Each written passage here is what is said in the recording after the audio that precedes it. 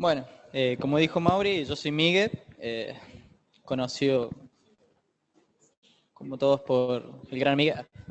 No, bueno, como dice ahí en el slide, voy a dar lo que es una introducción a Machine Learning, digamos aplicando la tecnología con JavaScript. Es una justamente introducción. La complicación de armar, digamos, la charla fue que hay un montón de información de Machine Learning, hay un montón de información de un montón de librerías, de un montón de tecnologías, y dentro de todo lo que tiene que ver con Machine Learning hay un montón de metodologías, algoritmos y demás, así que la idea es que a los que les sirva y los que vienen justamente para ver, bueno, cómo meterse en esta charla, les sirva para saber cómo empezar, dónde buscar, qué tener en cuenta, que si bien no es tan fácil como decir, bueno, hago clic y listo, se hace Machine Learning mágicamente, sirve, tampoco es un monstruo, digamos, o sea, hay distintas capas dentro del Machine Learning que, bueno, podemos abstraer algunas y evitarnos problemas. Así que bueno, nada, vamos a arrancar con eso. Uy, spoiler.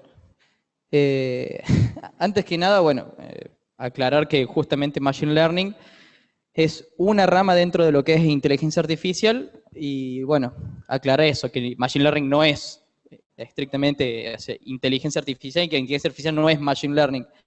Bueno, la inteligencia artificial incluye también parte de robótica, tratar de que las máquinas adopten, digamos, comportamientos como si fueran humanos, puedan aprender, comportarse como tal, digamos.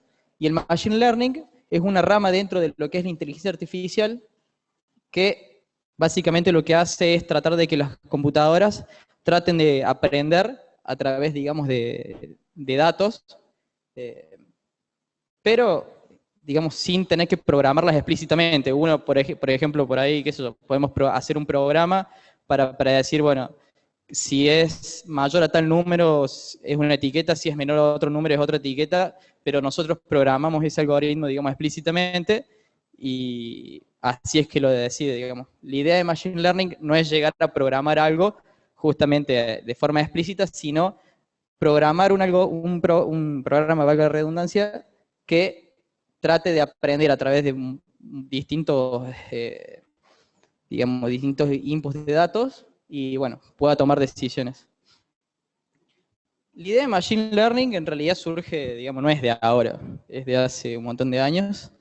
Uno de los pioneros fue el hombre este, Arthur Samuel, no sabía nada de quién era ni, ni nada de este tipo, pero googleando un poco así, básicamente fue uno de los que primero metió el concepto de Machine Learning dentro de la parte de inteligencia artificial, eh, expresándola como tal, digamos, como algoritmos que son capaces de aprender por sí mismos. Y bueno, en particular este tipo lo que hizo fue desarrollar algoritmos para que pudiera jugar el jueguito, bueno, acá está con las damas, si no me equivoco, pero para el juego que desarrolló, si no me equivoco, era el Go, que no sé cómo se juega el Go, pero bueno. Y bueno, lo que le decía, la idea del Machine Learning es de hace muchísimos años, recién veíamos ahí es del 59 el tipo este, pero el problema era que la capacidad computacional era muy poca. O sea, teníamos estas máquinas viejas, servidores que no tenían la capacidad como para poder tener resultados, digamos, que realmente sean útiles. Y volvió a surgir ahora en estos últimos años, gracias justamente al crecimiento de tecnologías y además la posibilidad de disponer de todo lo que es Machine Learning también por servicios como Amazon o como Azure. Pero bueno, vamos a hablar un poco más de lo que es el Machine Learning en sí. Como le decía, el Machine Learning, la idea son algoritmos que pueden aprender por cuenta propia. Pero ¿cómo es que nosotros llegamos a hacer que aprendan? Ahí, digamos, dentro de Machine Learning, tres, digamos, categorías principales de cómo es que un algoritmo puede aprender. El supervisado, el no supervisado y por refuerzo. El supervisado, básicamente, nosotros lo que le decimos al algoritmo, ante tal entrada, vos deberías tener tal salida. Y lo que hacemos es entrenar a nuestro algoritmo tantas veces como sean necesarias para que el algoritmo entienda que el resultado debe ser ese. Una vez que nosotros, digamos, pasamos nuevas entradas, debería poder predecir en base a lo que ya estudió. El no supervisado digamos, carece, digamos, de este primer input diciéndole, bueno, espero que tengas esta salida, sino que se basa en tener todo un set de datos y a través de los algoritmos tratar de agruparlos según las características que tenga cada uno de ellos.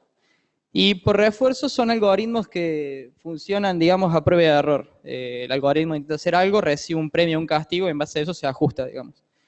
Dentro de lo que es supervisado, tenemos lo que son clasificaciones y regresiones, que son por ahí los usos más comunes, uno de los usos más comunes, decir si es de un tipo o de otro tipo, o predecir algún determinado valor según características. Bueno, el no supervisado, todo lo que es agrupamiento de patrones, se usa mucho en el ámbito, por ejemplo, delictual, cuando se quieren predecir patrones delictuales, patrones de hechos. Y por refuerzo, lo he visto en videojuegos, algoritmos que, bueno, saben que no tiene que ir por acá, saben que sí tiene que ir por acá, recibe un refuerzo, un castigo, un premio, y en base a eso va ajustando. No sé si funciona así, pero estaba el ejemplo que puso Homero recién, el de... ¿Dónde está Homero? El del Mortal Kombat, que calculo yo que debe funcionar así que... Pero bueno, como le decía, la charla para Machine Learning sería muy extensa si nos ponemos a ver todos los tipos que hay, intentar hacer todos los algoritmos, todas las librerías que hay, así que lo que vamos a hacer ahora es apuntar a lo que es el aprendizaje, el supervisado, que, bueno, recibe los inputs y le vamos a nosotros decir qué es lo que esperamos. De todas formas, yo al último les dejo ahí un par de links para que vean y puedan reforzar, digamos, el resto de los aprendizajes. Aprendizaje supervisado. Básicamente el aprendizaje supervisado tiene 7 etapas, y qué es lo por ahí que cuando uno quiere aprender Machine Learning se saltea y va directamente a la librería, al algoritmo, qué sé yo, y es recontra muy, muy, muy importante porque tener en cuenta todos los pasos, porque el Machine Learning no es solamente la última parte de ejecución ni el de entrenamiento, sino por ahí mucho hincapié en estas primeras etapas, que son la de recolección de datos, la del tratamiento de los datos, etc. Paso número 1, recolección de datos. Básicamente planteamos nuestro problema, qué es lo que queremos clasificar, en base a qué lo queremos clasificar, y empezamos a buscar datos. Todo depende, digamos, el problema que tengamos. Hay veces que los datos ya lo tenemos y queremos aprovecharlos para hacer algo, o hay veces que necesitamos armar todo nuestro set de datos de cero y tenemos que ir y a relevar. Este es un ejemplo, los 7 pasos los vamos a ir viendo con este mismo ejemplo, de lo que sería la clasificación de bebidas alcohólicas, y para este ejemplo considero lo que es el color y el nivel de alcohol. Se comenta, bueno, en el ejemplo que habéis visto, yo lo trasladé acá, para lo que es la obtención de color utilizaba un espectroscopio, debería ser, y también tenía en cuenta el nivel de alcohol. Pero por eso le digo, tienen que ser características que entre ellas, digamos, realmente sean independientes, que se puedan utilizar y realmente puedan predecir un determinado valor con esto.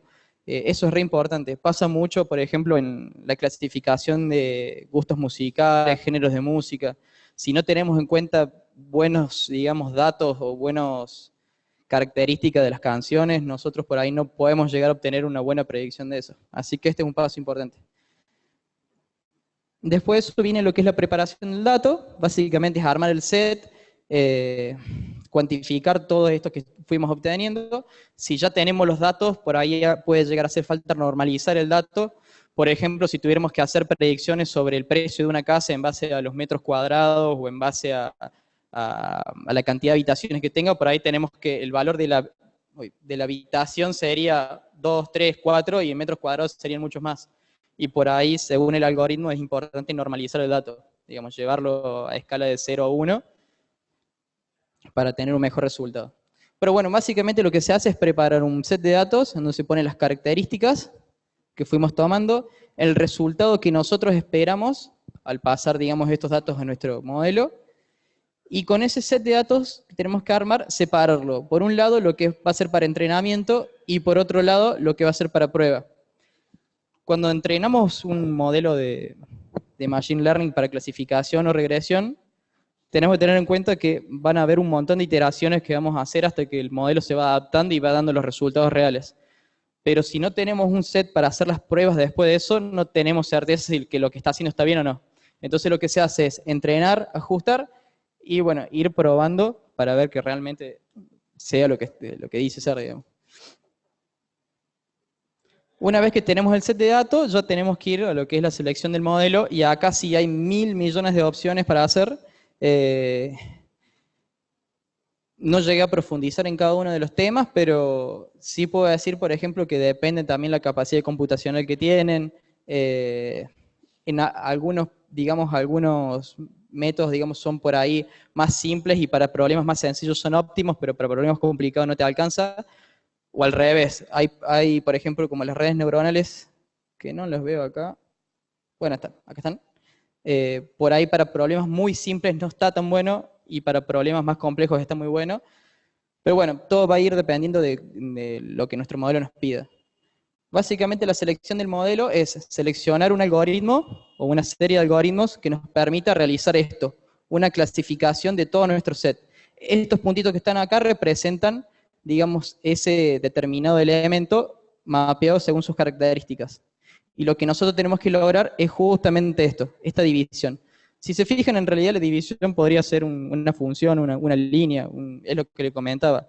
Podríamos hacer un if con mayor y menor a un valor y según eso sacarlo, pero como estos son datos que nosotros no sabemos si van a variar o no, ahí está la gracia del Machine Learning, poder adaptar, digamos, estos parámetros de estos modelos para poder ajustarlos a la realidad.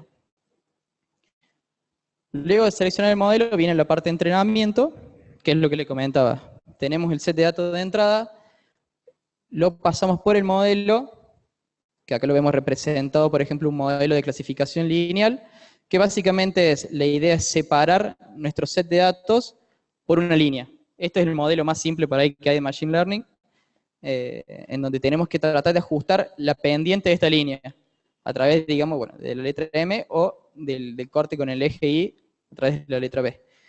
Básicamente se pasa el modelo, se entrena y se va dibujando la línea. Si esa línea, y se va comparando, digamos, los valores de los inputs con el valor esperado. Si no coinciden los valores esperados según la función, lo que se hace, se vuelve a correr todo, digamos, el set de entrenamiento, ajustando brevemente, digamos, este valor que está acá. Lo que va a hacer eso es que a medida que vayan pasando los ciclos de ajuste del entrenamiento, va a pasar de esta línea, que no cumple, digamos, con la clasificación, a ajustar un poco más el valor, y así hasta que logre que todo el set de entrenamiento sea compatible con las salidas esperadas. Digamos, el grado en que se corre la pendiente, el grado en que se van ajustando los parámetros va a depender justamente de hiperparámetros que nosotros vamos a establecer de entrada al modelo y que podemos ir ajustando. Y el tema es que para eso no hay ciencia cierta, sino que muchas veces hay, digamos, es a prueba y error, es a conocimiento anterior, digamos, a conocimientos que tengamos sobre otros modelos que ya funcionan. Hay un montón de páginas, documentos, papers que dicen más o menos cómo vos podés clasificar tus hiperparámetros para saber qué poner acá, qué no, para que se ajuste más rápido, ¿no? Pero bueno, como le digo, esto no es tan simple tampoco como hacer clic y te lo haga, pero bueno, lleva una investigación previa. Bueno, la parte de la evaluación, sí, hay un easter egg ahí metido en medio. La parte de la evaluación es luego de haber hecho el entrenamiento y luego de saber que nuestro modelo cumple con las salidas esperadas de lo que teníamos en set de entrenamiento, es pasarlo por un set de pruebas. Si el set de prueba pasa con un determinado porcentaje de aceptación, digamos, pasa un 90%, eso depende, digamos, de cada uno ya, podemos decir que nuestro modelo está terminado y lo podemos empezar a utilizar para las predicciones. Si no cumple con el porcentaje, supongamos, yo hago todo el modelo, lo entreno, dio todo bien, y cuando hago las pruebas me dio un 70%, lo que se hace es volver de nuevo a todo el entrenamiento. Se vuelve a la parte anterior, al punto 4, en donde empieza todo el entrenamiento nuevo, reajusta determinados hiperparámetros, por ejemplo, tasa de aprendizaje, cantidad de iteraciones, tiempo de corte del entrenamiento. Se ajustan todos estos temas y empieza todo el ciclo nuevo, hasta que tengamos que en la evaluación un porcentaje, digamos, aceptable. Supongamos que nosotros decimos 95%, yo acepto que un 95% esté bien, terminamos. Y con eso llegamos a lo que es la predicción, que básicamente es una vez que tenemos el modelo, le metemos datos al mismo y nos devuelve lo que nosotros pretendemos que sea. Eso es todo lo que es Machine Learning en realidad, digamos, al modo conceptual, no es mucho más que eso. Pero bueno, la cantidad de algoritmos que hay son increíbles, hay un montón. Así que para armar la charla ahora, lo que hice fue orientarlo, bueno, al aprendizaje supervisado, y lo que vamos a hacer es ver lo que es una red neuronal, que es uno de los clasificadores. Sí, puse Python ahí porque uno cuando dice Machine Learning piensa que es Python solamente, todo lo Python. Así que lo que vamos a hacer, vamos a ver todo en Python ahora. Sí. Muchas veces al tema del modelo. Sí. Y después hablar sobre, por ejemplo, todo el tema de una ecuación sobre la cual vos podés dividir los resultados en correcto o incorrecto, o en una clasificación de A o B. ¿Qué es lo que te cambia el modelo cuando vos elegís?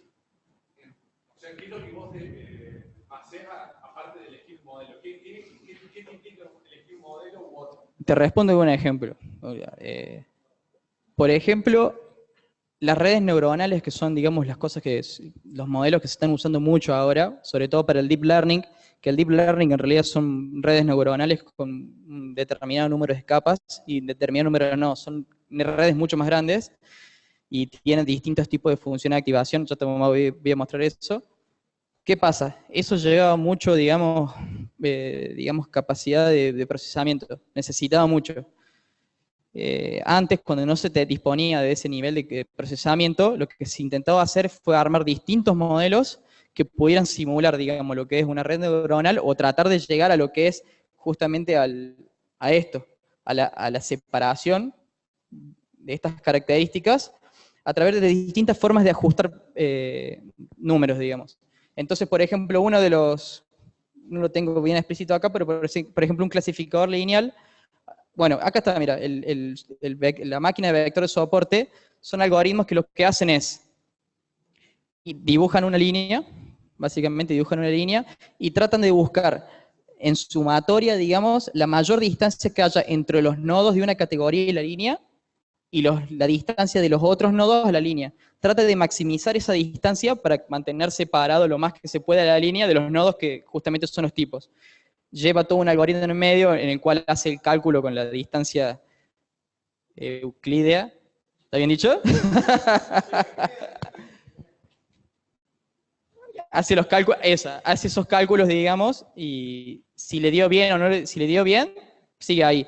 Si da que alguno de los elementos nos da la categoría que tendría que ser, lo que hace es ajusta, digamos, la pendiente un poco y vuelve a hacer todos los cálculos, y bueno, y así va calculando.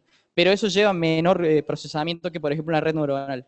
Una red neuronal son distintos nodos que tienen distintos pesos asociados, que lo que hace es por cada iteración se cambian los pesos, se vuelve a correr, y así, y es mucho más cálculo, y más para cosas más grandes.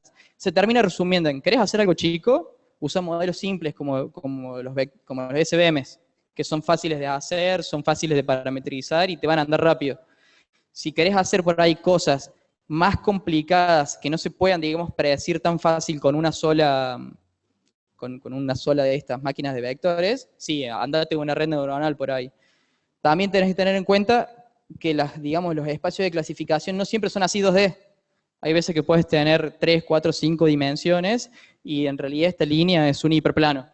¿Te das cuenta? Entonces hay veces que con determinados modelos no lo vas a poder ver. Y te vas a dar cuenta porque vas a iterar y nunca te va a dar. Cambias el modelo y te da.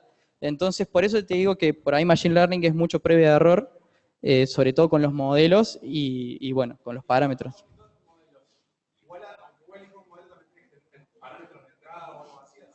Sí, hay como buenas prácticas para determinados modelos. Hay algunos que te dicen, por ejemplo, por darte una idea, en una red neuronal, si tenés 5 entradas, trata de poner, qué sé yo, 1.5x de neuronas en una capa intermedia y tantas de salida para poder tener un resultado dentro de todo óptimo. Si no te da, empezás a agregar. O agregas una capa, quitas un nodo y vas viendo.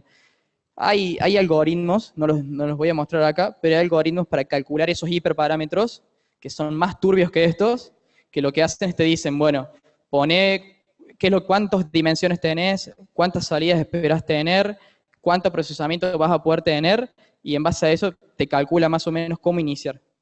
Pero no te va a dar la respuesta, a partir de ahí tenés que empezar a jugar. Ahora vamos a ver más adelante, con un ejemplo te va a servir. A ver, ¿por dónde iba? Ah, bueno, lo de Python es porque todo está en Python. Y por ahí lo que dicen, no, bueno, Machine Learning se hace con Python sí o sí, o si puede decir, no, pero yo voy a hacer Machine Learning con JavaScript. No, pero no existe eso, tiene que ser con Python. No es tan así. ¿Por qué se dice que JS no sirve para Machine Learning? Se decía primero porque era lento, que no es así en realidad. De hecho, hay muchísimos sistemas, aplicaciones hechos con JS, al menos con Node yo he visto, que andan muy rápido. Por ejemplo, para todo lo que es tracking en vivo, que eso funciona muy bien. Manipulación de matrices o distintos elementos matemáticos, que bueno, por ahí en Python tiene mucho de eso, u otros lenguajes también, Haskell. Lo miro. Pero bueno, no, sí, en realidad sí hay, y por ejemplo, uno de los ejemplos es Math.js, es una librería que tiene, digamos, muchas herramientas para hacer cálculo de matrices, para hacer transposición de matrices, suma, multiplicación, producto punto, escalar, etc. Que era solo para browsers, que no es así, ya sabemos que tenemos Node, y que las librerías de JS no son buenas, y acá sí es un golpe fuerte, porque en realidad hay un montón de librerías que son buenas, la comunidad de JS es gigante, y se han desarrollado herramientas muchísimo muy buenas para poder hacer JS. Es más, de hecho se han hecho herramientas para facilitar el trabajo, que sea muy práctico para una persona que no está metida en la parte matemática, cómo funciona un ajuste de cosas, sí. Ah, está. Igual que Massa. Eh, Entonces, por ahí, digamos, lo que trata de hacer la comunidad con estas librerías es que sea sencillo. Instancias una clase, la utilizás, entrenás con verbos que son fáciles de aprender y nada más. Por ejemplo, lo que es Brain.js, que es lo que voy a usar ahora para el ejemplo. ML5, que es una derivación de lo que es P5, bueno, que es para todo lo que es, digamos, tratamiento de imágenes. Tiene mucho para librerías de video, está muy bueno esto. Y TensorFlow, que es el TensorFlow de siempre de Python, pero todo transcripto en JavaScript. Bueno, ahora vamos a ver el ejemplo. Lo único que quiero que entiendan para el ejemplo más o menos es que voy a usar uno de los modelos, que son las redes neuronales, por ahí para que se vea bien la gracia de Machine Learning, y de paso redes neuronales te puede llevar después lo que es el Deep Learning, que se usa mucho. Y nada, lo que es redes neuronales es básicamente imitar lo que vendría a ser el funcionamiento del cerebro a través de algoritmos, digamos. Rápidamente, el cerebro tiene estas células que son las neuronas, que se componen de un núcleo, de dendritas y el axón. Las dendritas son los receptores que hacen las conexiones con otras neuronas, y lo que hacen, reciben impulsos que son tratados por un núcleo, y según cómo responda, envía una señal o no a través del axón. Entonces, este axón después se conecta con otras dendritas y así. ¿Cómo funciona el cerebro? Cuando pasa algo, pensamos algo, estamos aprendiendo algo, lo que va haciendo es engrosando las dendritas estas. Entonces, de cierta forma, lo que hace es permitir que pasen más impulsos al núcleo por una entrada, por otra y así. Lo que se trató de hacer es imitar este funcionamiento en algoritmos. Tenemos la red neuronal por ahí más básica, que es el perceptrón, que lo que básicamente es eso, es un núcleo que recibe dos entradas numéricas, salud, que son sumadas, previamente multiplicadas por valores, por pesos que se llama. Esa suma se congrega acá en el núcleo, se aplica una función de activación que te devuelve un 1 o un 0, o dependiendo, digamos, según el valor que te dé esta suma, y te saca una salida. Eso básicamente es una red neuronal, digamos, en la forma más simple. Lo que sí tenemos es que estas redes después se van conectando una con otra, y la salida de esta es la entrada de esta, y así pasan cosas mágicas acá en el medio más acá, hasta que tenemos una salida. Digo cosas mágicas porque por ahí, como por entrada, podemos tener un montón de píxeles de una imagen, supongamos una imagen 50 por 50, tenemos todos esos píxeles de entrada, tenemos una capa intermedia de 20 neuronas, y voy a decir, ¿cómo puedes convertir 50 por 50 píxeles en 20 inputs después? Por eso digo que es medio mágico lo que hacen en medio. Incluso hay distintos tipos de neuronas, no solamente se activan con unos ceros, sino que hay neuronas de convolución y demás. Pero bueno, básicamente lo que hacen son cálculos que van ajustando estas entradas hasta obtener una salida. Bueno, les comentaba, voy a usar Brain.js para el ejemplo. Yo ahora les voy a mostrar para que vean cómo se programa una red neuronal con JavaScript a través de Brain.js. Y lo que he visto también es que entre librerías, al menos en redes neuronales, funciona más o menos igual la parte de escritura, de sintaxis. Después por dentro sí, por ahí pueden tener más optimización, menos optimización. Pero bueno, por ahí para arrancar está muy bueno.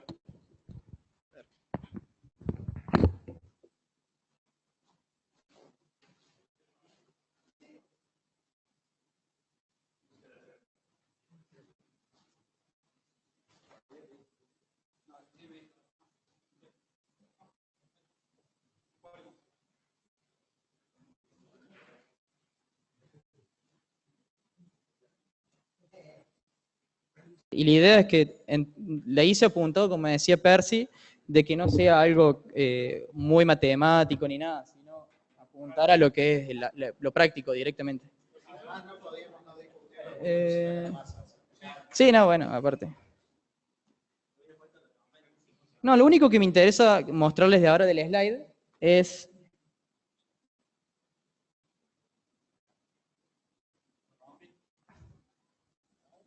Pásame el slide. O así clic, capaz que con el clic se activa. Ah, bueno, el demo time ya pasó y salió bien. No, esto es lo que quería buscar, mostrarles. Hay un montón de cosas por buscar en internet. Yo lo que les mostré ahora es... sí, esto lo subo. Esto es solamente, fue una prueba nada más, pero sobre todo esta página, las clásicas awesome de algo, hay un montón de cosas de JavaScript, de Machine Learning para ver ahí, está muy piola. Librerías, herramientas y set de datos. Acuérdense que Machine Learning lo que hace es entrenar determinados números de pesos y esos pesos en internet ya están cargados. O sea, vos los puedes descargar y olvidarte de la parte de entrenamiento. Directamente usás para predicción y se acabó el tema. Aplicás, digamos, una red que ya existe. TensorFlow.js, que es, digamos, una de las librerías más importantes hoy para Machine Learning. Decoding Train, videos muy copados. Esta es lo que les decía de predicción con video, muy bueno. La que usamos recién.